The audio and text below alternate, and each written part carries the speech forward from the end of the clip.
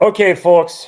So this is the Smash Bros training for 2024. Like I said, the Bitly link is there. And I'll bring it back up at the end of the presentation so you can get it. My name's Lee Itzen. I'm the District Tech Coordinator at Random Lake. I'm also our esports director. I'm the treasurer of WISIA, and I'm the Super Smash Bros game coordinator and have been for like 6-7 years or something like that. It feels like forever. And my contact information is my WISIA email and also my school email. You can use either of those to get a hold of me for any questions, concerns, comments, any of that. Speaking of questions and concerns, if you've got them, these are the ways that you can try to get them answered. You can find me on Discord. I'm usually on all the time. Tohanri is my Discord name, but if you're on the WISIA Discord, you'll see me in there as the RLSD Coach Itzen, Smash Coordinator. You can talk in either the coach or the ultimate channels. Obviously, if you're planning on asking questions that have to do with things that maybe students don't need to know about, coach channel is the best. If you have something major happening on game day, or rule clarifications, or something goes wrong and you need basically someone to look into it, the best place and what we're going to suggest everyone do is to email the game-coordinators at wisia.org email address, because that'll get you a hold of myself and any of the other game coordinators, because we all kind of work together to try to help solve problems, especially on the day of. If you don't hear anything from that, you can also directly email me as well. During a match, there's a request moderator button in chat. I will actually show you guys that when we get to the league spot section. You can use that. That should ping me and several other folks who could possibly come in and help. If it is a straight up emergency, something's going wrong, you really need something, you can call or text me. Please, no junk text. Looking at you, Dolly. Okay, league rules. And this is why I suggest you grab this presentation. This links right here to the WISIA rules and regulations document. If you have a question about the rules, my number one suggestion to you is to go to this document and look at it and hopefully find the answer in there. We'll be going through pretty much most of it as we do go. This is the basically first and last place to look for clarifications. If you don't see it there, contact me when we'll figure out what it is. We have had to make adjustments to rules mid-season. I hope not to this year. We've had to make adjustments before, and that happens. But, this is where the bulk of everything is. A lot of times people ask us questions. We send in a screenshot from the rules and regulations document that answers that. So a lot of your questions can be answered just by going through it. It is huge. We know that's several pages, but it's kind of split up as well as we can to try to make things easy to understand. Another board member and I went through it this year to try to clean it up to make it more understandable. So hopefully it's easier this year. Couple bits of quick info, just because I'm going to start talking about how a match works in terms and everything for those of you who haven't done Smash before. So basically when we have two teams play each other, we call it a match.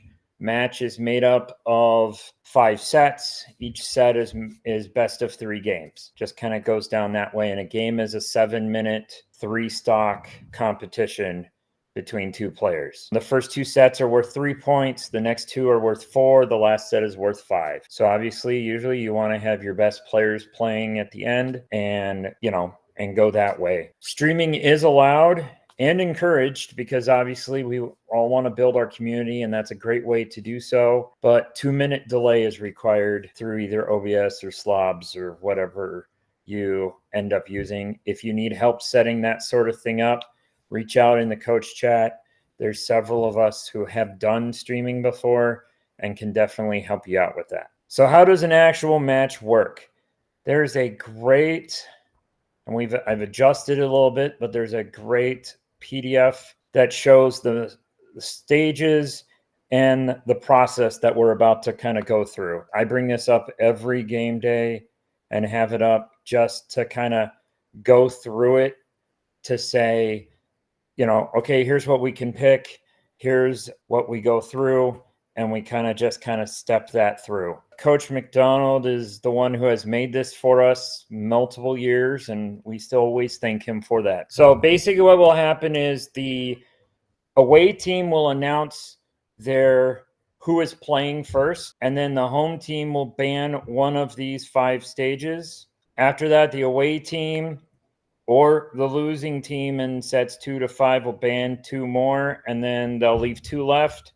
Home team will pick that. And then, we select the character in the stage that was picked and go to the arena. It is nice to know who is playing from the roster, because unless you have 5 different switches, everyone's going to be playing on one account.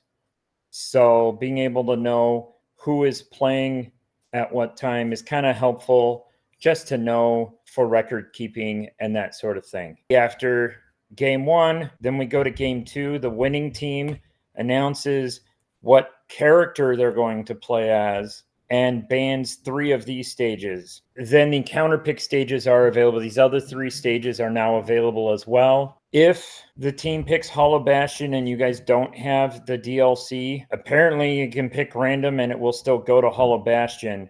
You also can, if both teams don't have the DLC, instead of Hollow Bastion, you can use Yoshi's Story as a counterpick stage to make sure you have the same amount of stages. And then basically after the winning team banned 3 stages, the losing team picks a stage. We now don't care if you've won on a stage or not. You can still pick it.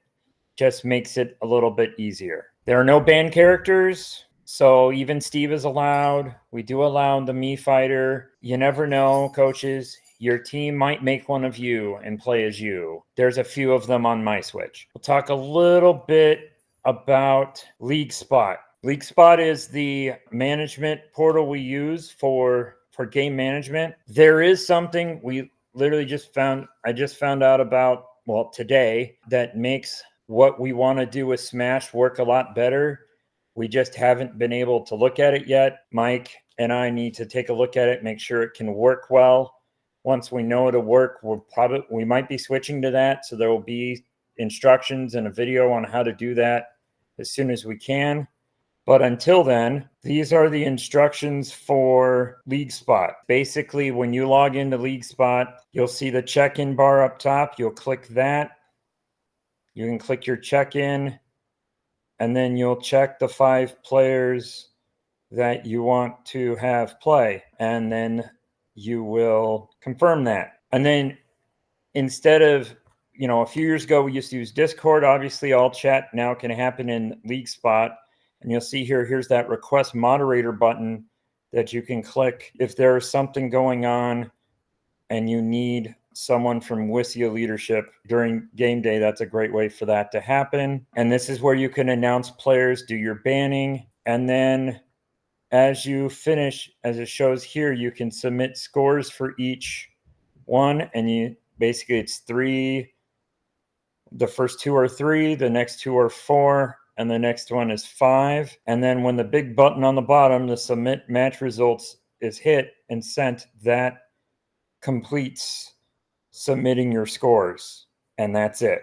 So League Spot has made our life a lot easier with this to be able to do that. And that's really all I've got for Smash. And I wanted to leave it open for questions because I'm sure people have some. And hopefully I can answer them, or we'll know what we need to get answered. Well, we will have the preseason ahead of time to where you'll be able to scrimmage. And then there will be also, we talked about doing the singles tournament stuff at like 4:00 this year on Mondays, the community stuff, instead of doing it during, like late at 6 or 7 p.m. But yeah, there will be a preseason week beforehand, as we always have, just to make sure everyone can get, hooked up, connected, able to get on Nintendo Online, Make sure they have worked out with their IT departments on how that is going to work, because, that's always a tricky piece. So for those of you who are new, please make sure you're reaching out to your IT departments already, talking about that you're going to have a switch that needs to be on and how you guys can work that out. I know in the past it has been stated, taunts aren't allowed in any of our games. Smash is a little weird with some of the characters. I know Luigi, if I remember right, was one of them. Steve is one of them, where a taunt is actually built into the combo, and it's just because of the way the combo works that makes it possible for them to do their combo. So if you see a taunt and it doesn't look like it's built into the combo or anything like that, treat it like it was before. Respond to the coach, find out what's going on. But if it looks like it's part of the combo, especially for those two characters, it should be fine. Your kids are going to know. A lot of the kids are going to know, hey, this is built in, or hey, this is something they shouldn't, and they'll let you know. And then you can reach out and have a discussion. Because I learn stuff new every day. About every week that we have the game, I learned something new about what's going on. Tuesday varsity, Thursday JV for Smash. Yes, it's on the calendar. Dedicated scrimmage day on Monday at 4. The biggest thing is touching base with your IT staff, because the biggest thing is the network. And it's not anything to do with your network, really. It's nothing to do with your Switch or anything. It's everything to do with Nintendo's netcode. And you will have times where you will have no lag, and the very next game, same switches and everything, you will have the worst lag possible, and there's no explanation for it. So obviously, talk to your IT teams. Net A or B is required to play online. If you're able to get a wired adapter for your Switch, it is highly suggested. I can say at Random Link we play wireless, but that's partially because I've got a special wireless just for esports that's built, that runs great. You may not be able to. It just kind of depends on what your IT department is able to do. This is for every title and everything. Communicate with your opponents. Be a heads up. Let them know. Communicate ahead of time. It's very helpful to know, hey, someone's possibly running late. Those kind of things. Communication is a great thing, and it's kind of needed for us to do this, because obviously we're not in the same building. Yeah, definitely. I've pulled up kids out of JV to be in varsity the day of. Usually we like those changes to happen by 9 a.m. We'd like to have those changes done so, we can, coaches can take a look. But that's also another communication thing with your opposing coach. What I would recommend that everybody does is have a number of your JV players that you would consider to be substitutes for varsity listed on the roster for varsity as well. Yes. Because if you wait too late to try to add them to your roster, League Spot will not allow players to be added after a certain point on that day.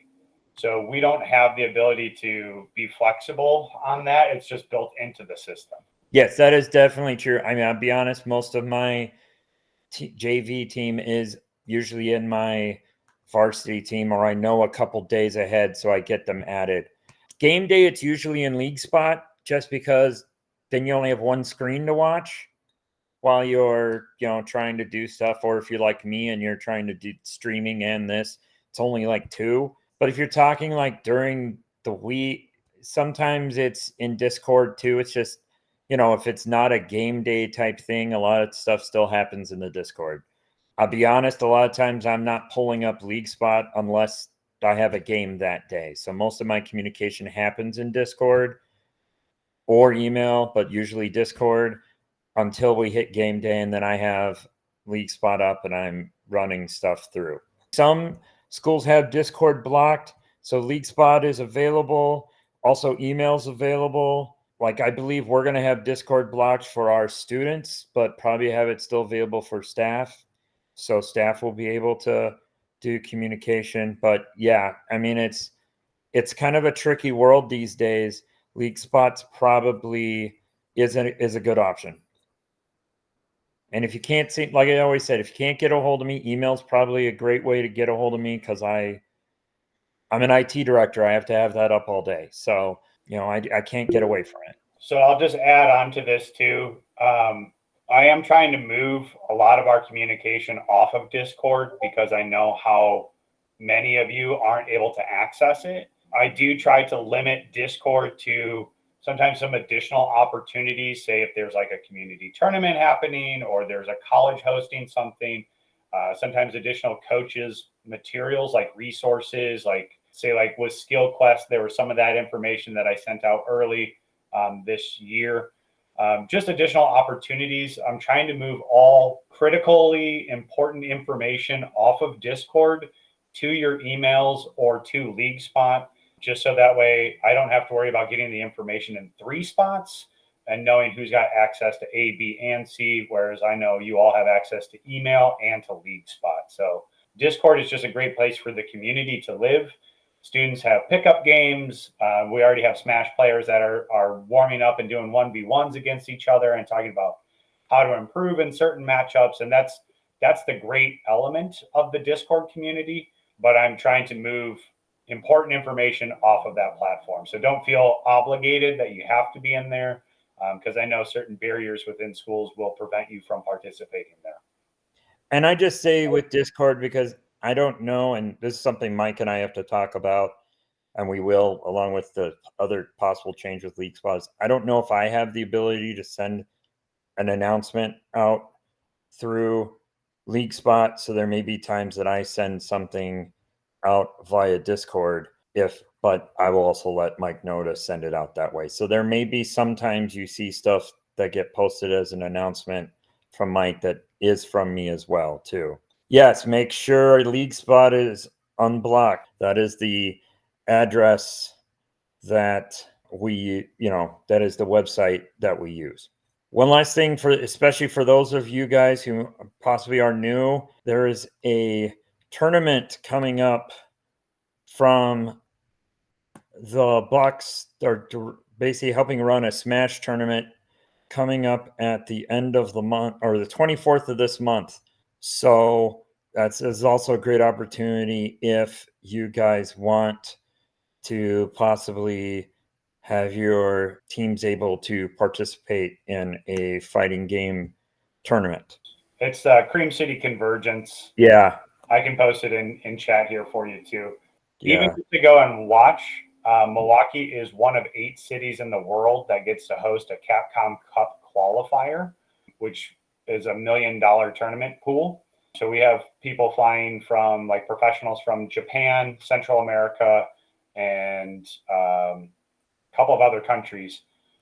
It's a pretty cool opportunity even to just come and watch. I'm volunteering to run a bracket that day. So I believe they're expecting over 1,000 people between participants and just spectators to come for the tournament. So hopefully should be fun for everybody. I'm hoping to maybe be able to go.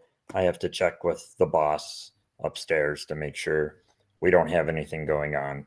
I would say, as always, if you come up with anything, please reach out. You have my email.